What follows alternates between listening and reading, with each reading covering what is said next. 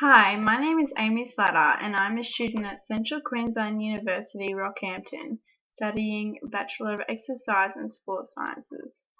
And I'm here today to talk to you about the comparison of aerobic and non-aerobic exercise on the prevention of dementia.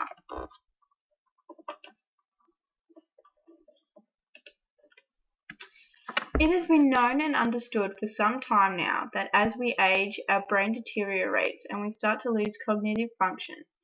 This is a part of life, and throughout this day and age, a lot of time is being put into figuring out the brain and its processes in order to find prevention and treatment of this illness known as dementia. In particular, physical activity and cognitive function has been studied to contribute to the literature. Though there has been a continual discussion throughout the literature as to which type of physical activity benefits the brain more, and that is between aerobic and non-aerobic or resistance exercise. The scientific data and information circulating the world of science provides a great deal of methods and means of testing this well-known argument, including many reviews of the literature and studies based around one or both of the fitness types. The risk of Alzheimer's disease, being the most common form of dementia, has been known to double every 5 years once an individual has reached the age of 65.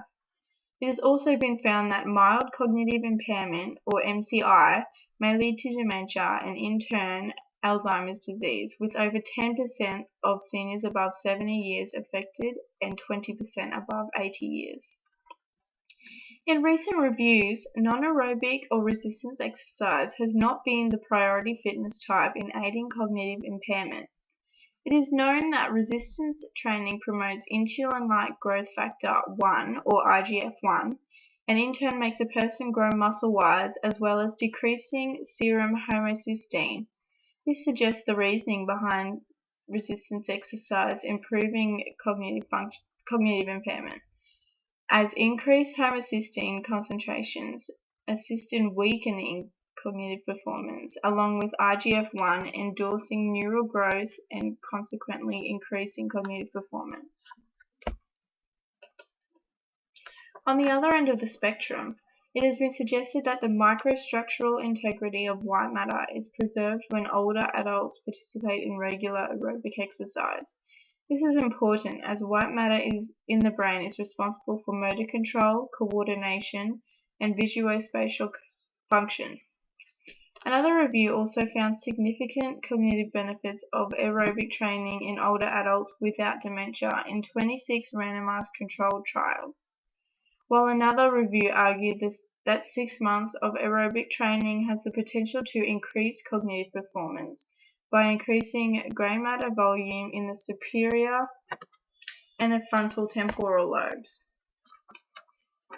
as well as increasing white matter volume in the corpus callosum. Additionally, it was mentioned that the combined effort of both aerobic and non-aerobic exercise has a better outcome than just one fitness type on its own. This has also been supported by further studies comparing that of one singular fitness type or both combined. It was also noted that bingo reaped higher gains in cognitive performance than walking, suggesting social engagement is a key contribution to improvements of the human brain. The information that was required in order to compare the literature based around aerobic and non-aerobic exercise was pursued through Google Scholar, National Library of Medicine, and mostly ESSC13006, as well as useful references in other scientific studies. Search terms used while examining these databases included keywords such as dementia, aerobic exercise benefits, resistance exercise benefits, aerobic exercise, resistance training, and cognition. Some inclusion and exclusion criteria narrowed searches down to academic journals and that were peer-reviewed, and certain journals were chosen that were thought to have more reliable resources and scientific information.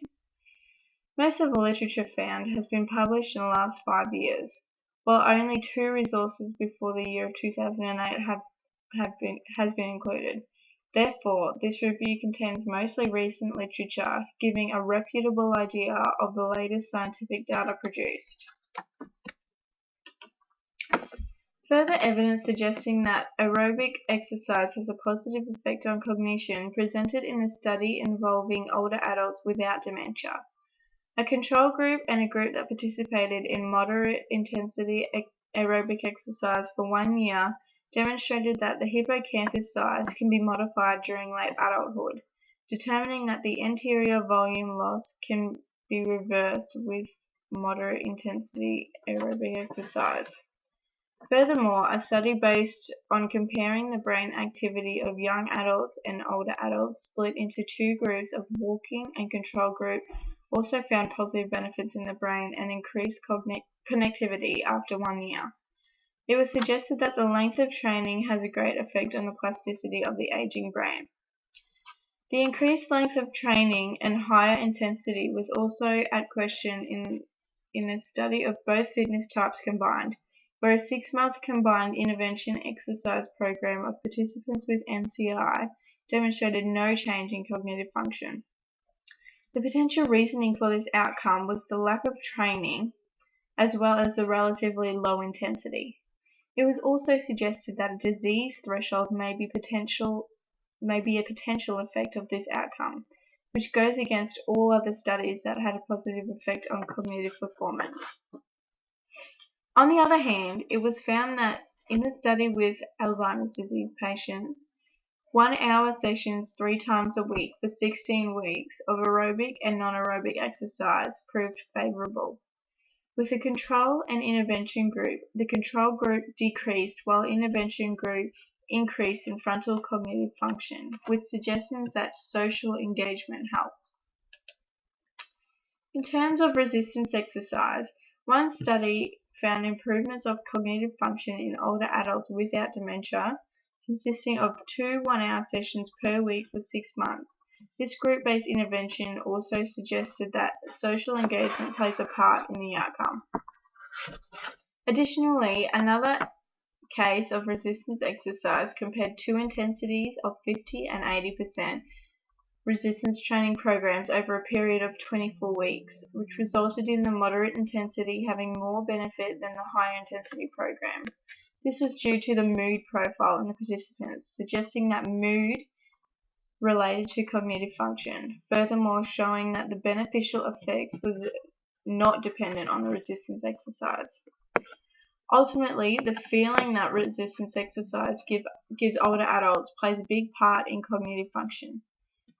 It was also found that in a case involving older adults participating in resistance exercise once a week for 1 year, did not show any so-called changes in cognitive function, but improved their social and mental vitality, which is said to be a prerequisite of optimal cognitive functioning. It has been shown in this review that a lot of positive outcomes appeared in the cases of aerobic exercise. All cases improved some form of cognitive functioning in older adults, whether they had dementia or not. In terms of resistance exercise, cognitive benefits have been found, and a lot of it has to do with mood and mental vitality, being a prerequisite for optimal cognitive functioning. Not so much particularly measuring brain functioning as so done in aerobic exercise interventions. In relation to both fitness interventions combined, it has been mentioned that both reap more benefits than just the one alone. It was also demonstrated that the frequency and intensity of the sessions played a part in whether or not the intervention worked. However, it is also proposed that the social engagement based around exercise plays a big part in cognitive performance improvement, which was suggested by both literature reviews and studies of aerobic, non-aerobic, and both interventions. In concluding this literature review, aerobic, non-aerobic, and both combined have shown to have positive effects on cognitive function. It was found that the frequency and intensity of the intervention played a part in whether or not the intervention worked. It was also established that the social interaction involved in physical activity and keeping the brain mentally active also played a part in the positive outcome. Altogether, aerobic exercise was found to be the best form of fitness for brain functioning with a very positive effect throughout the literature. Thank you for listening.